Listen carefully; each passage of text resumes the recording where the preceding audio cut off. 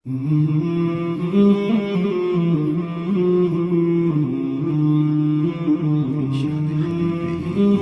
وآمرا إن الله وملائكته يصلون على النبي يا أيها الذين آمنوا صلوا عليه وسلموا تسليما اللهم صل على سيدنا ومولانا محمد معدن الجود والكرم صلاة وسلاما عليك يا سيدي يا رسول الله وعلى آلك وأصحابك يا حبيب الله. تمام حمد و ثنا، تعریف و توصیف اللہ جل مجدہ الکریم کی ذات بابرکات کے لیے جو خالق کائنات بھی ہے اور مالک شش جہات بھی.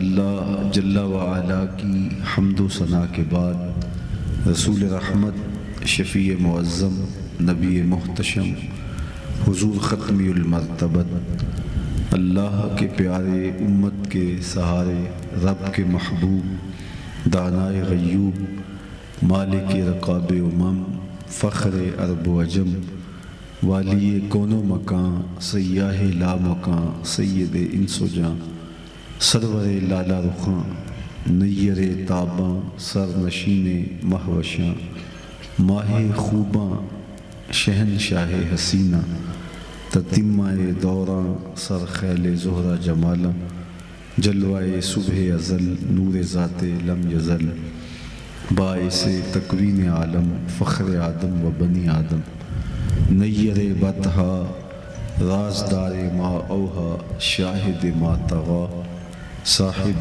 علم نشرہ، معصوم آمنہ احمد مجتبیٰ، حضرت محمد مصطفیٰ صلی اللہ علیہ وآلہ وسلم کے حضور ناز میں اپنی عقیدتوں، ارادتوں اور محبتوں کا خراج پیش کرنے کے بعد عالی مرتبت مہمانان گرامی، ذی وقار علماء کرام، مشائخ اعظام، حضرات سامعین، عمائدین شہر، اہالیان کشمیر، السلام علیکم ورحمۃ اللہ وبرکاتہ. موسم رحمت ربیع الاول اپنے جوبن پہ ہے. گلی گلی حضور کے ذکر کی خوشبو سے مہک رہی ہے. اتنا تذکرہ ہم نے کسی کا ہوتے نہیں دیکھا جتنا میرے حضور کا ہو رہا ہے. میرے امام نے کہا تھا، کان جدھر لگائیے تیری ہی داستان ہے. گھر گھر حضور کے نام کا چراغاں ہے. ہر دل میں محبت رسول کے گلاب مہک رہے ہیں. عقیدتوں کے رنگ ہیں کہ پھیلتے چلے جا رہے ہیں. الفتوں کی خوشبو ہے کہ مشام ہستی کو معطر کر رہی ہے.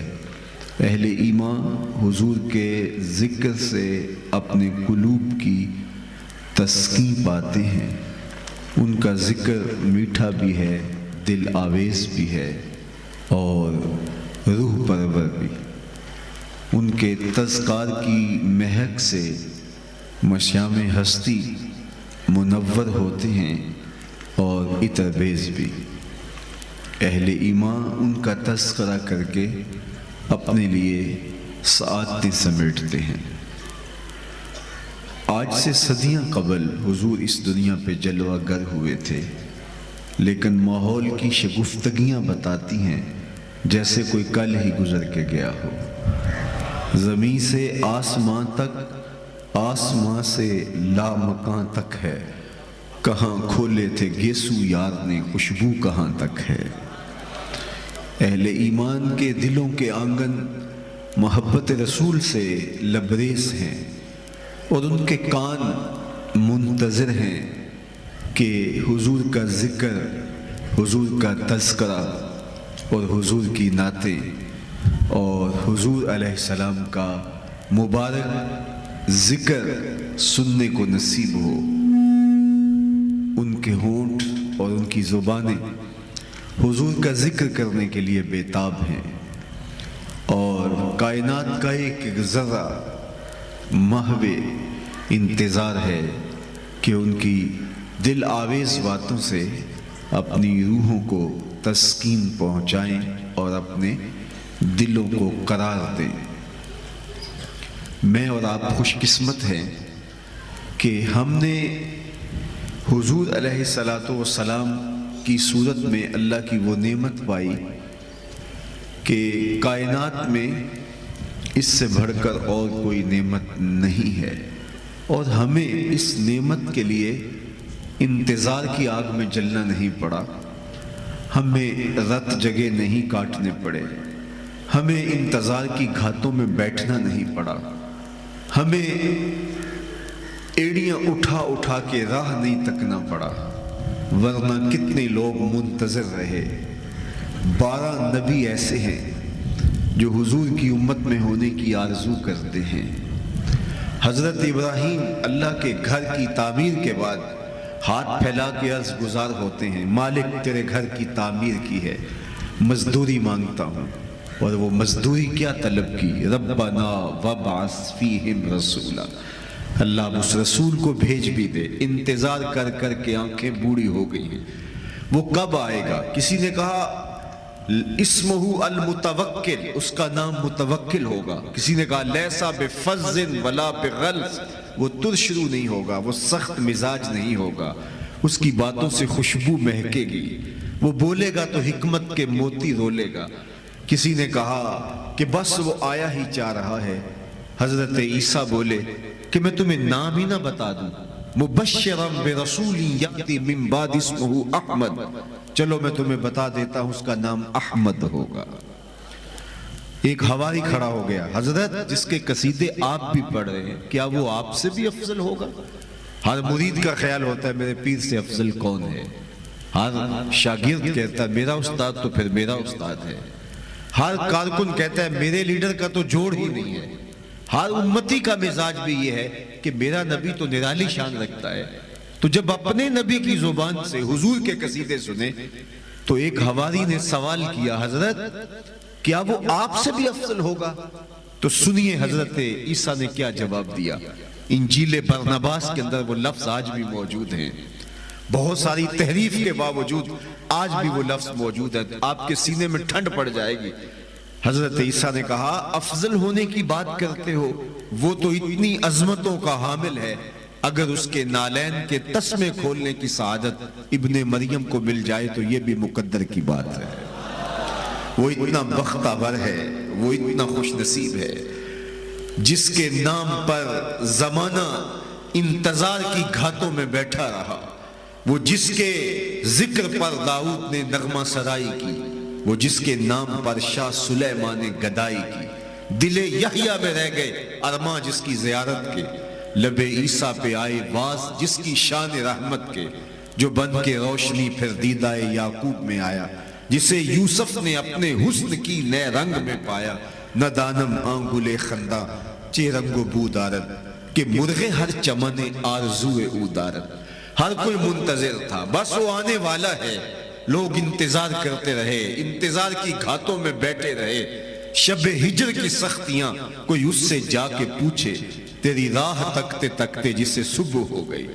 سلمان فارسی رضی اللہ تعالیٰ عنہ کی کہانی سن لیجئے، صحابہ میں سب سے طویل العمر یہ ہے، ایک روایت کے مطابق 350 سال زندگی پائی، اور ایک روایت کے مطابق 250 سال زندگی پائی۔ ایک مجوسی کے بیٹے ہیں اور امیر کبیر خاندان سے تعلق ہے، اپنے باغوں کی سیر کو جاتے ہیں تو راستے میں ایک راہب کا کٹیا ہے، وہاں رکنا شروع کر دیا، اس کی باتوں سے خوشبو آئی تو بیٹھنے لگے۔ باپ کو پتہ چلا تو کہا کہ یہ بیٹا کہیں مذہب نہ چھوڑ دے، اپنا پرانا دین ترک نہ کر دے، منع کیا، روکا کہ اس فقیر کے پاس نہ بیٹھا کرو، لیکن سچائی اس کو وہاں سے نصیب ہو رہی تھی تو وہ نہ رکا۔ خیر جب باپ نے زیادہ سختی کی تو بیٹا گھر چھوڑ کے بھاگ گیا۔ سلمان فارسی کہتے ہیں میں ایک پادری کی خدمت میں جا کے وقت گزارنے لگا اور مجھے اس کی صحبت سے واقعہ ہی نور ملتا تھا، وہ ایک سچا شخص تھا۔ خیر ایک وقت آیا، اس نے مجھے کہا کہ تو نے میری بڑی خدمت کی ہے، میں اب اپنی زندگی کے آخری مراحل میں ہوں، چند دن کے بعد میرا انتقال ہو جائے گا، تو نے اتنی خدمت کی ہے، میں تجھے اس کا صلہ یہ دیتا ہوں کہ میرے بعد تم غموریا چلے جانا، وہاں کا ایک راہب ہے، وہ خدا رسیدہ ہے، اور تم اس کی خدمت میں وقت گزارنا، تمہیں خیر مل جائے گی۔ کہتے ہیں وہ واقعی چند دن بعد انتقال کر گیا۔ تجہیز و تکفین اور تدفین کے بعد میں غموریا کا راستہ لیا اور اس پادری کو تلاش کر لیا اور اس کی خدمت میں ایک لمبا عرصہ کاٹا۔ واقعی اس کی صحبت نور بانٹتی تھی اور اس کی مجلس میں بیٹھنے سے دل کو قرار ملتا تھا۔ ایک دن اس نے بھی مجھے تنہائی میں بلایا اور کہا کہ تو نے میری بڑی نوکری کی ہے، میں بھی اس دنیا سے رخت سفر باندھ چکا ہوں، میرے بعد کوئی ایسا شخص نہیں ہے کہ میں تجھے جس کے پاس بھیج سکوں، لیکن نبی آخر الزمان کے ظہور کا وقت قریب آ گیا ہے اور وہ ہجرت کر کے یثرب آئیں گے، اور تم اگر یثرب چلے جاؤ تو تمہیں ان کی ملاقات کا شرف حاصل ہو پائے گا۔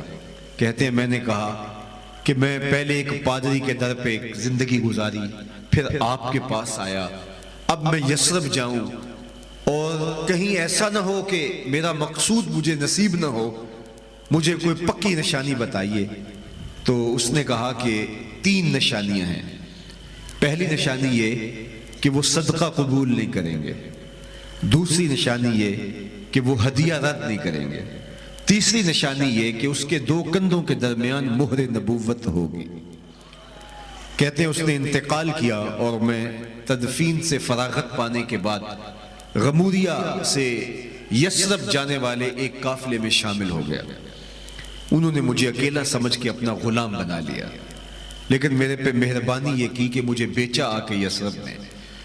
ایک یہودی نے مجھے خرید لیا، لیکن میں خوش تھا کہ میں اپنی منزل پہ پہنچ گیا، کبھی عرش پر، کبھی فرش پر، کبھی ان کے در، کبھی در بدر۔ غم عاشقی تیرا شکریہ، میں کہاں کہاں سے گزر گیا۔ سچ کے متلاشی ٹھوکریں بھی کھائیں تو وہ منزل پر ضرور پہنچتے ہیں، اور جھوٹے اور مکار صحیح چشموں پر بھی پیاسے رہتے ہیں۔